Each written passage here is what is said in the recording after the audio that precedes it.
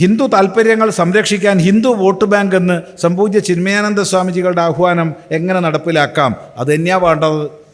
Hindu vote ബാങ്കായി നമ്മൾ ഉയരണം. നിങ്ങൾ ഏത് പാർട്ടി പ്രവർത്തിക്കുന്നവരാണോ പ്രവർത്തിച്ചോളൂ. നിങ്ങൾ കോൺഗ്രസ് ആണോ, BJP ആണോ, മാർക്സിസ്റ്റ് ആണോ, CPM ആണോ, CPI ആണോ, ഏതാണോ അതിലൊക്കെ പ്രവർത്തിച്ചോളൂ.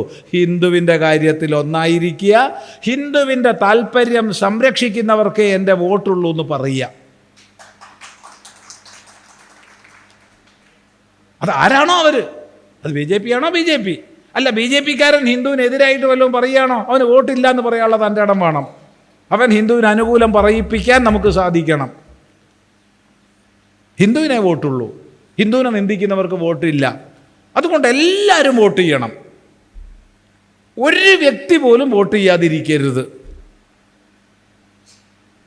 കാരണം സ്ഥാനാർത്ഥികളിൽ ആരും നമുക്ക് സമ്മതരല്ലെങ്കിൽ നൺ ഓഫ് ദി എബവ് നോട്ടാ ചെയ്യാം. പക്ഷേ നമ്മുടെ സമ്മതിദാനാധികാരം നമ്മൾ വിനിയോഗിക്കണം. ഇവിടെ നോട്ട വരുന്നത് വരെ വോട്ട് ചെയ്യാത്ത ആളാണ് ഈ സംസാരിക്കുന്നത്. ചിദാനന്ദപുരസ്വാമി നോട്ട എന്നൊരു വിഷയം വരുന്നത് വരെ വോട്ട് ചെയ്തിട്ടില്ല. നോട്ട വന്നതിന് ശേഷം ഒരൊറ്റ ഇലക്ഷനിലും വോട്ട് ചെയ്യാണ്ടിരുന്നിട്ടില്ല. വോട്ട് ചെയ്യാൻ വേണ്ടി വിദൂരദേശത്തു നിന്ന് മടങ്ങി വന്ന് വോട്ട് ചെയ്ത് തിരിച്ചു പോയിട്ടുണ്ട്.